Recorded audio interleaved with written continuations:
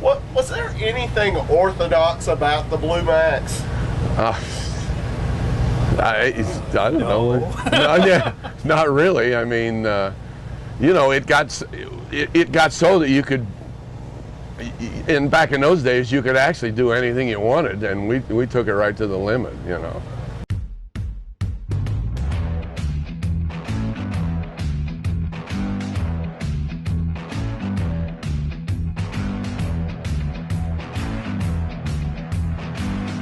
They're all tired. They've got to work. Harry here's really got to work out this weekend. Him and Fred, the other one behind us.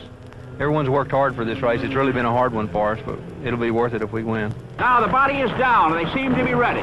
This crucial moment, more than $9,000 will go to the winner of this funny car final. The question is the engine and Beetle's car up to it? Will it be a first ever for Ray Beetle, or will it be an unprecedented third straight for Don Prudhomme, who's driving for not only himself, but the U.S. Army?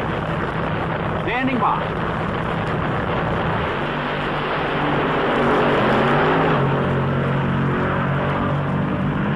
Very close. And Beetle surges ahead to dethrone Prudhomme. And the three straight...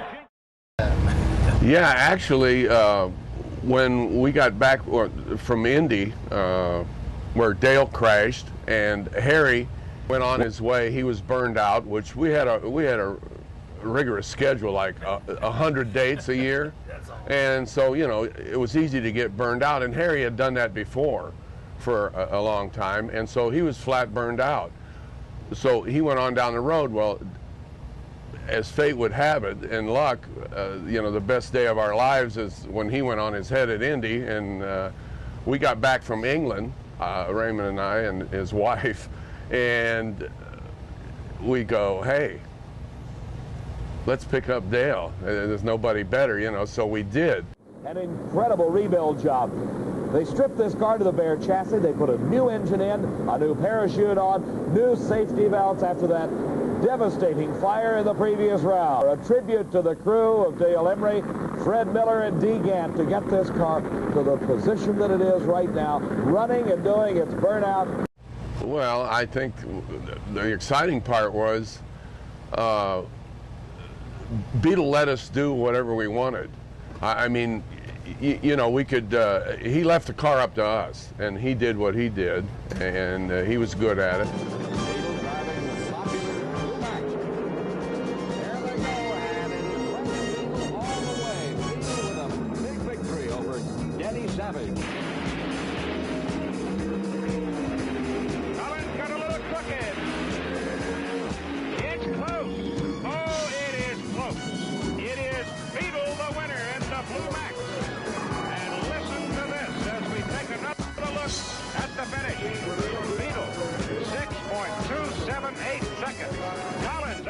We were coming out of Dallas, Texas when every television program, Dallas was the biggest show and this and that, and so it just kind of blended in. Here we are with our cowboy hats and so on and so forth. But I myself, personally, I always thought, I'm watching some of these drivers that I knew pretty well, and you know, they were kind of, I thought, well, anybody can drive one of these things, but not anybody can tune one of these things. And I kept thinking that these guys are, you know, these are the guys that make it happen. So I thought they should get a little more recognition, you know. 3 cards. No straights or flushes. Like a pair is excellent hand, you know, it's an ace, but no straights or flushes. 3 cards is guts, is all it is. 3 card guts. You're smart enough. All right. Yeah. You can't do it. You got it. Read them and weep. What you got? You got parents? You lose, son. You lose. 5. Hey. Pay up, Jelly Roll. All right, is everybody going to Martin for Saturday night? Is that what the deal is? Oh, and Martin. Yeah, we're Martin. Yeah, that'll be a good showdown. Yeah. You know, Snake and Meyer. Billy's probably someplace dreaming that he outrun for all. All right, now. Yeah. The thing with Meyer is that he thinks, and his dad has him talked into this deal. He's going to kill me for saying this on this. I mean, he's into this positive thinking deal. Oh, yeah. I mean, you know, and say if you're a runner or if you're a any other kind of athlete, a swimmer or whatever, positive thinking. I mean, you need positive thinking in anything, right? I mean, I can go for that, but in drag racing now, you got a whole different story here. I mean, you got the machine there. I mean, when you're in racing, you got to think positive. You think positive. You know, even if you get a little down, there's a little spark there, but that doesn't mean, you know, that the rod's not going to fall out. I'm thinking positive, the rods are thinking negative, and then your history, right? Well, these New York guys. Hello, Fred. McClellan, what's happening? Not much. You gonna play or what? Nope, I gotta go to the airport. I'm gonna be in the airport in about an hour. Waterbed. We're gonna get it on the side. Watch one short. A little on the side. Yeah, I see Snake, what's happening? Deal you in? Anybody got change for 1,000? That was the point of the whole deal. Is there wasn't any boundaries on anything. Do what you do best, and let the other guy. They knew what they wanted to do. Let them do their deal. And then it's all, the whole deal is a chemistry thing. Getting the right guys together, doing the right activities. Were you like the voice of reason in all of this? Well, I just, you know, the racing deal. I mean, the Blue Max, I've known it for a long time. I knew when Harry Smith first put it together, and we used to go over and see him, and I always thought that name really was a great name for a car and everything. And then going with Beetle, I mean, it was a great deal for me. I thought it was, a good name, and the car always run good. But when we started out. Moving into the staging area, waiting the green light. They got it. And something apparently happened to McEwen as Beetle breezes in with the victory. Raymond Beetle, the funny car eliminator champion, and there's his happy crew. Just amazing. Tom McEwen had the choice of lanes. He took the right lane, and he goes up in smoke off the starting line. Beetle's off to a clean win. Anything unusual happened back there in the starting line? Well, I hate to say it, but that's probably our sorriest run of the weekend. We dropped the cylinder again, but I don't know what happened to Tom. He must have smoked the tires. Y'all probably know more than I do. You took off pretty good, though. Yeah, the car left good, but it went out and it dropped the cylinder, and it just never did pick it up. So, like I said, we ran good and we won, so that's all that counts. This has got to be the climax to a great year, which started kind of slow for you.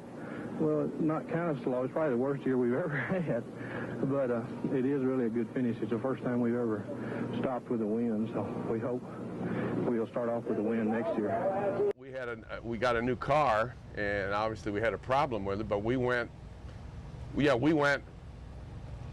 maybe it was a little over a year without qualifying at another NHRA event. Now, we ran a lot of races, still match racing, whatever, but it was killing us, and we had a problem with the car. We found out it was the fuel tank. But yeah, literally, you couldn't name a handful of people out there that knew that we went a whole year without qualifying. It'd be hard to believe. Were you ready to quit? When? When you guys weren't qualifying. I was the last guy on the bandwagon. They went through that, and then I came in. Because I was working for other guys at the time. Were you ready to quit? Yeah. Yeah, I mean, we found out what it was, and we went to Canada and got rained out. And we come to Seattle, and I even told Beetle when he come into Seattle, I said, if this don't work, when we get back home, I'm done, And luckily, we run Seattle, and we won the deal at the 32 Funny Car Show, and then went to Boise and won that. Went to Spokane and won that, and then we went home and come back to Indy and run our first 5-second run. Raymond Beetle of Dallas, Texas, the famed Blue Max. It's been a long season, and it was just a couple of weeks ago when Beetle moved ahead of Prudhomme by 324 points when he won the Fall Nationals title at Seattle International Raceway. Raymond also winning the Summer Nationals in his quest for the lead in the World Championship Series. His competition on the line right now is Jeb Adolph, and Adolph is having problems with Pat Johnson's car. He gets the break that he needed. A single in the first round for Raymond Beetle. And the all-important World Championship Series points keeps mounting for the Blue Max. Dave, the Blue Max crew walking out to the edge of the racetrack, all but praying for Tom the Mongoose McEwen. McEwen assured him, I'll get him for you guys. We'll see. And they're on the starting line finishing their burnout procedure. Tom McEwen, the Mongoose, Don Prudhomme, the Snake. They've met many times before, but for Don Prudhomme, this is the most critical in his quest for the world champion title. The burnouts are finished. They're approaching the starting line at Ontario Motor Speedway. And it'll be Tom McEwen out first. Prudhomme smokes the tires. It's over.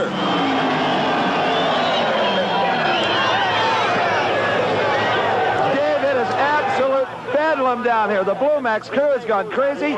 They are the world champions. How do you feel right now? Well, we're glad we won, but like I told Snake, I'm sorry we just had to end it up with a track like this where we both didn't really get to run for it. But we've always wanted this, and it's something we dreamed about. But it's everybody's dream. Yeah. So good for business, too. Yeah, it won't hurt it at all. Thank you a lot.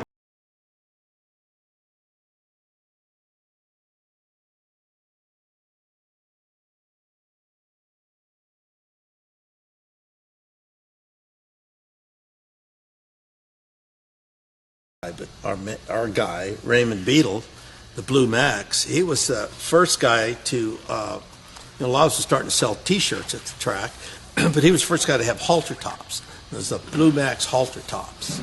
And the girls would actually, right? Oh, they'd take it off and put a halter top on. And they'd be standing at the flags. We had these flags around our cars. And they'd be, hey, can I have a free halter top? And so they'd come on in and they'd leave their husband or their boyfriend outside. Yeah. And they'd come in the trailer and they would take their top off and wanted you to fit them with this halter. And of course, Don and I, we were all business, so we let Beadle do that. Yeah, we let Beadle do it, exactly. What was the magic to the marketing of the Blue Max halter tops? Obviously, Beadle knew what he was doing when it came to that end of the whole thing, Marketing. Let's call it marketing. I mean, the deal is the name sold itself, so you just put it on a T-shirt, and of course it would, it sold, and then when you start winning, it sells more. But you needed something for the women, and halter tops were, back when that's when women wore halter tops, and we put the logo on it, but. You sold T-shirts and halter tops. Hey, try them on, get one free. As simple as that. And the crew member had to be present for the trial. Of course, everybody was present. There was a line at the trailer. Can I help? Yeah.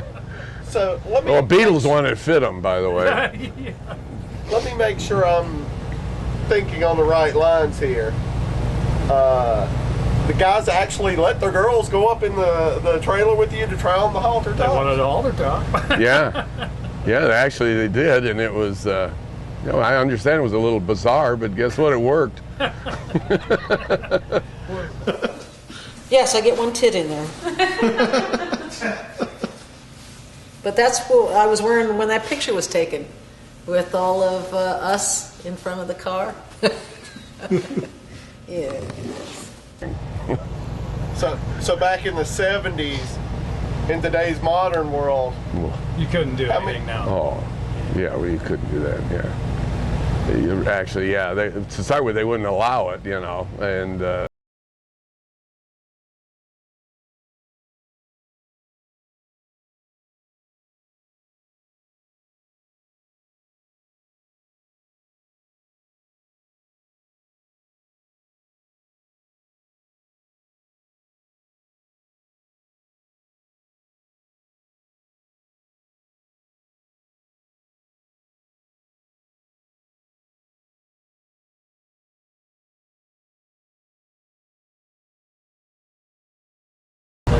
Tell me about that. Well, after Fred had started saying something, I knew exactly what he was going to say before he said it, and vice versa.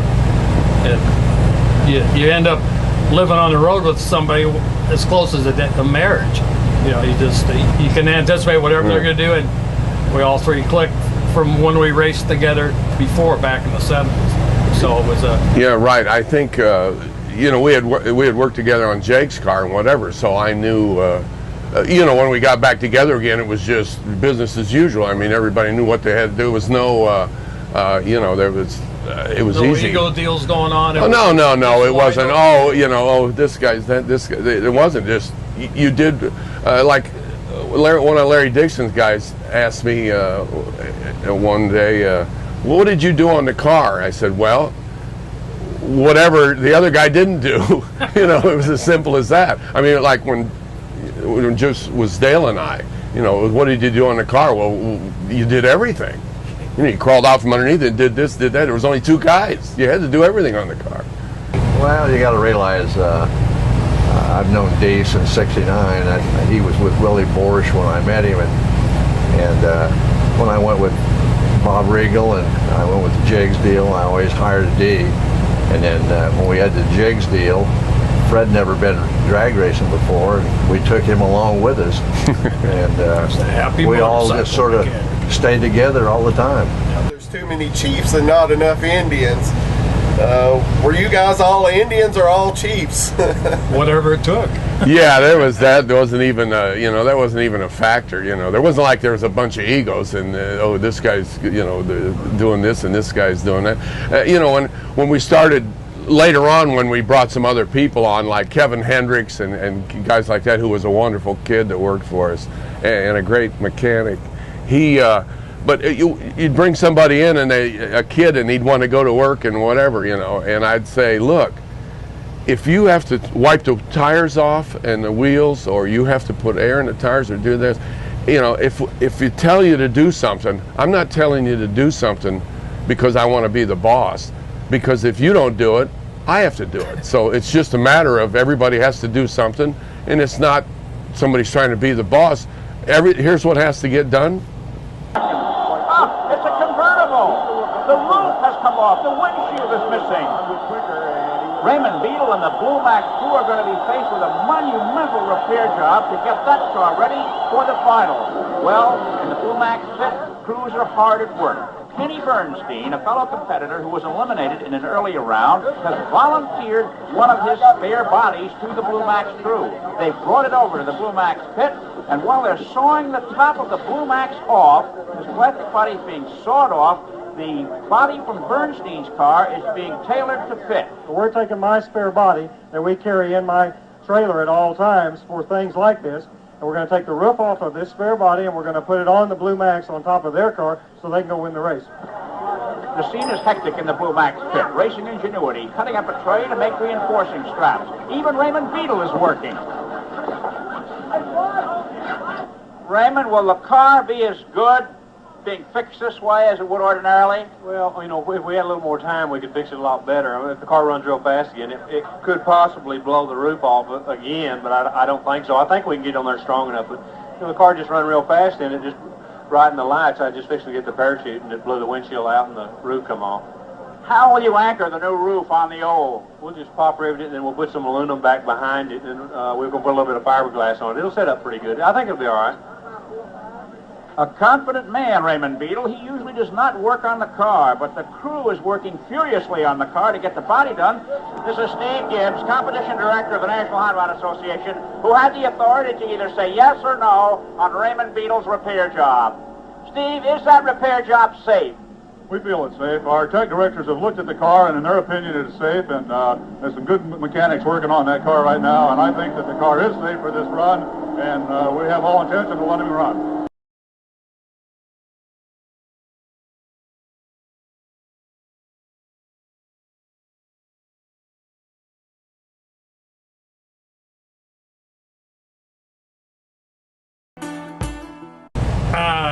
It was one of those deals as he was way more than either category of that. He's just a good guy, and he'd do for you if you did for him. And he's one of those kind of guys you'd call up 2 o'clock in the morning, say, hey, I need 10 grand by 6 o'clock.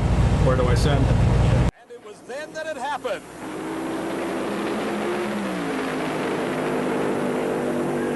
With incredible skill, Beadle regained control and drove the car to a stop.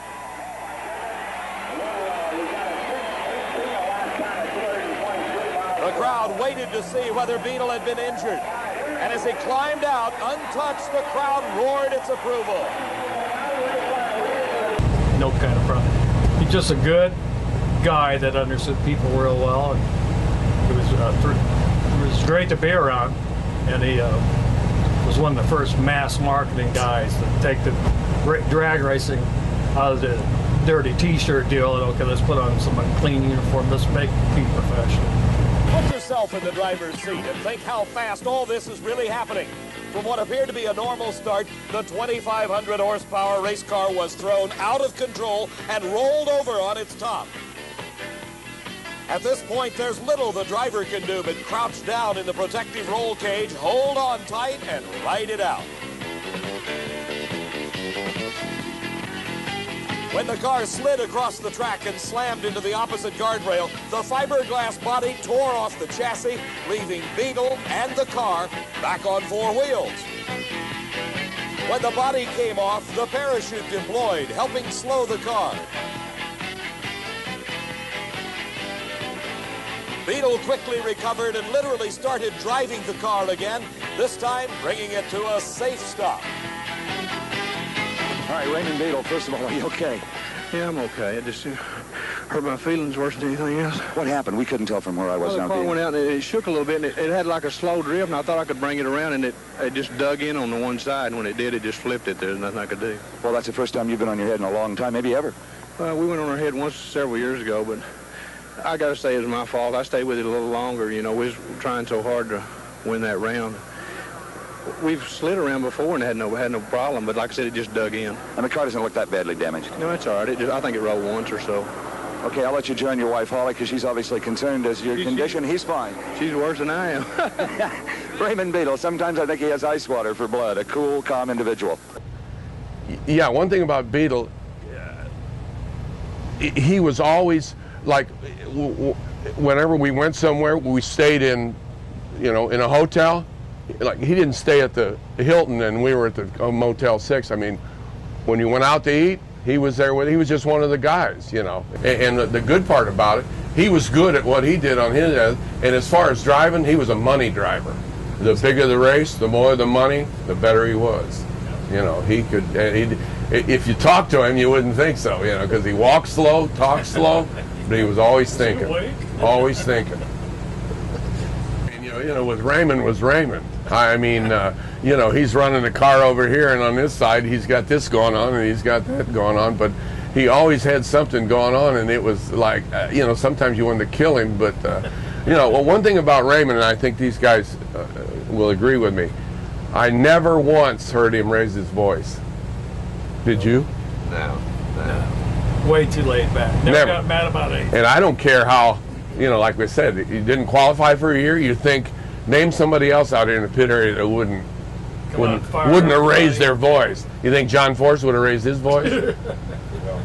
Yeah, or Snake. Snake wouldn't have said a word. Yeah, but no, the guy I never heard him raise his voice unless he was laughing. That'd be about it. Well, even when we was having trouble, it was just me and Fred. Ugh. A lot of times he'd come out there and, he'd help us pull the heads off and stuff like he'd work just like we did. He was, he knew we was trying to fix it.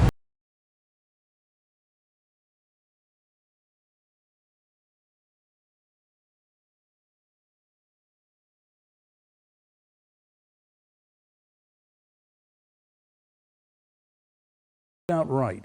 There were nights when I can remember at Orange County when we got right down to the the Don Perdome, the Snake, racing Raymond Beetle and the Blue Max, and they're out there doing short ups, little chirpies and barking at each other, and I was announcing and everybody on their feet, and my God, I felt like I was I don't even know, the great right orator. It was really fun talking to the crowds and getting them all whipped up, and they wouldn't believe me now. They got whipped up. I guess that was all compounded when you Raymond with Bill Donor. Cool. Was that a volatile combination? Even for you guys that had to be on the edge. Yeah. Tell me about it. Well, I'll let these guys chime in too, but that was a good and a bad situation. It was, to start with, Donor took care of us, obviously. And we would run that whole West Coast swing, and we'd make a lot of money doing it. A lot more money than we made we'd get more for 3 runs than we would to win the World Championship on the NHRA side. 3 runs on a Saturday night. We'd make more money than we did and that didn't count T-shirt sales. Yeah, I was going to say that. Yeah, it didn't count that. Put in the T-shirt. But the downside of it was Donor could talk Beetle into doing anything. anything. I mean, you know, we're over here doing it, you know, and do this. Oh, I want you to, you know, do a burnout around the tower or something. You know, I mean, he could talk Beetle into doing anything. It was kind of bizarre, you know. But Donor put on the best races in the whole world, so we were lucky enough to, you know, be right in the middle of it. And plus, he had good racetracks. You could really, you know, you could really fly. Yeah, you know. And the first year I went with him, we ran 100 dates, 100 dates, and we ran IHRA and NHRA. And match race. And match race. So it was, and went to England. Yeah. Yeah, to do all that before to go to the Nationals. So. You were telling me about the time that you guys got out of a racetrack with your dear life. Can you tell me about that one? Yeah, that was, and these guys, that was me and Harry Schmidt. And we were at Eugene, Oregon running Jungle Jim. It was Harry and I and Raymond. And we made two runs, and then they had a curfew. Well, Donor gets up and announces that you know, they're not going to make the last run. And it was like, wow, the crowd is, you know, they stormed the tower or whatever. So we're over there working on the car, and Raymond comes, runs in the trailer, comes out, had his gun with him, tucked it, put it in his fire suit pants, and ran back up there. And we go, well, something's going on up here. He comes back, says, load this stuff up and get out of here in a hurry. And they were burning the tower down. And so he and Donor left with the money. They were gone. And here's Jungle and us and the crews, and we're loading stuff like mad, and we hauled ass out to, Donor and them went out the back gate, we went out the front. And they were still trying to control the guys burning on the tower and whatever. But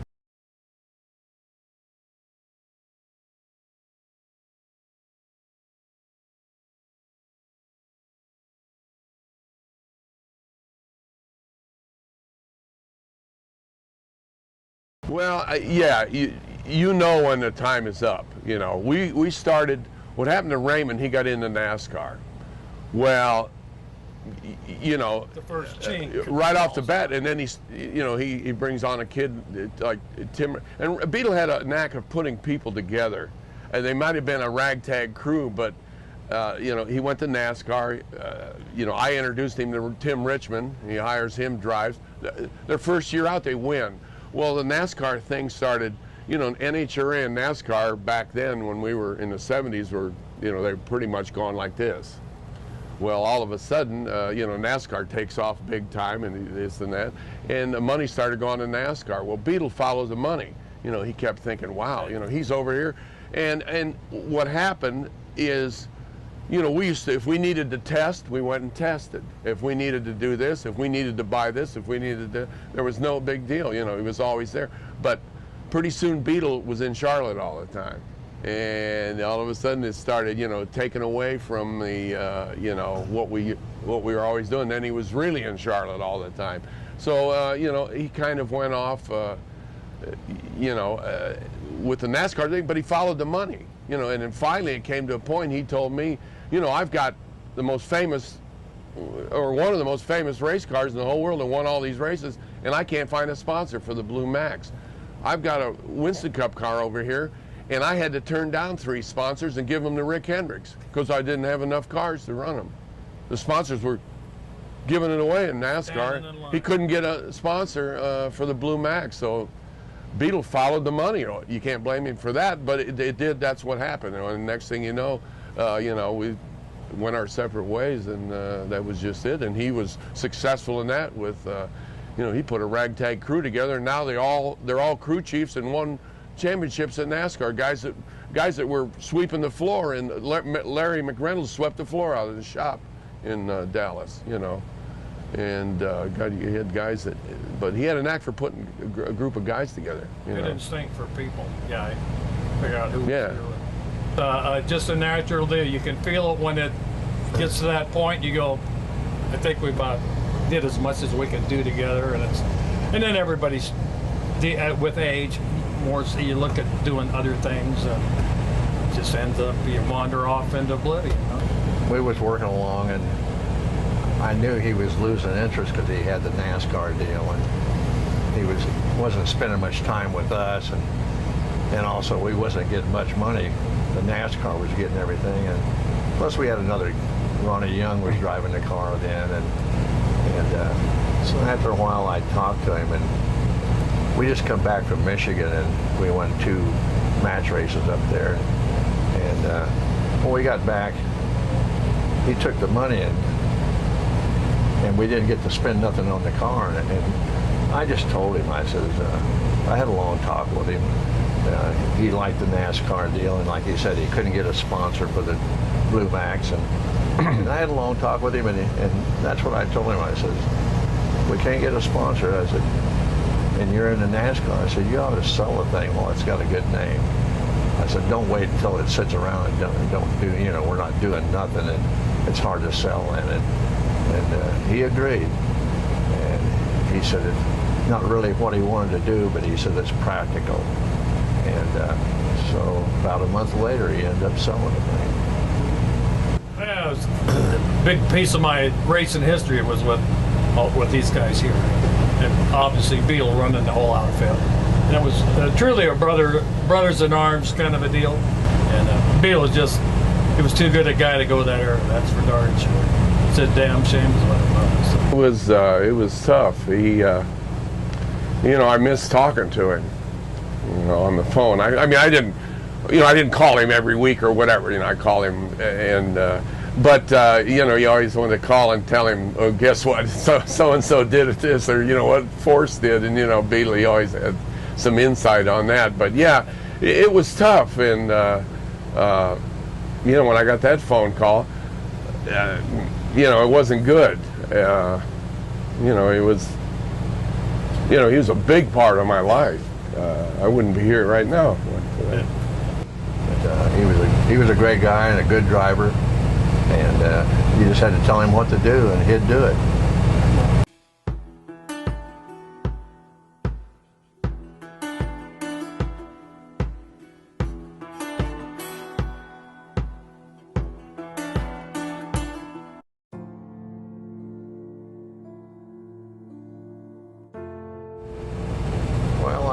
I wanted to remember the Blue Max team as a good running team and had a good name, and it stood out in front of everybody. And we all had a good time, but we also made a lot of good friends. I mean, it wasn't like we just stuck with our team. I mean, we'd have fun with other teams and other guys that race and stuff like that. The best job we could do, and you know, good racers. That's really the bottom line of the whole deal. And we had a good time doing it. Well, I think the main thing is we gave them their money's worth up in the stands, and that's why I think to this day they still, you know, winning's a big deal. Willie Meyer can't back up. He's got problems. If he comes across that center line, and he did, he is out of competition. He's driving the car back up to the starting. We gave the fans their money worth on and off the track, and you know, that was the big deal. That's why they remember us. You know, some guys win a lot, but nobody cares. You know, they weren't that good of personalities. You know, they were. But you know, I think we had it all between Raymond and all of us there, and whatever, and the whole atmosphere. Do you guys worry that every time you see each other it could be the last? No. You press on, come hell or high water.